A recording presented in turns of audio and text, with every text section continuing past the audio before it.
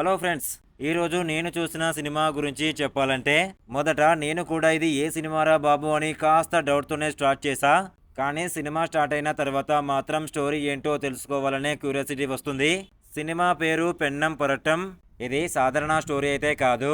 ఒక అమ్మాయి లైఫ్లో వచ్చే ప్రాబ్లమ్స్, వాటితో ఆమె చేసే ఫైట్స్ గురించి ఉంటుంది. కానీ సినిమాలో కొన్ని సీన్స్ చూస్తే అయ్యో ఇదేం టేస్ట్ రా బాబు అనిపిస్తుంది.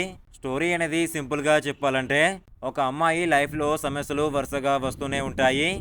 మన లైఫ్లో ఈఎంఐలు ఎలా వస్తాయో ఈ సినిమాలో సమస్యలు కూడా అలా ఒకటి పోతే ఇంకోటి కూడా వస్తూనే ఉంటాయి. కొన్ని సీన్స్ అయితే నిజంగా సీరియస్గానే ఉంటాయి. ఇంకొన్ని సీన్స్ చూస్తే మాత్రం ఇలా జరిగింది ఏంట్రా అని షాక్ అవుతారు ఆడియన్స్ అయితే. ఓవరాల్గా చెప్పాలంటే పెన్నం పొరట్టం ఒక డిఫరెంట్ స్టోరీ ఉన్న సినిమా.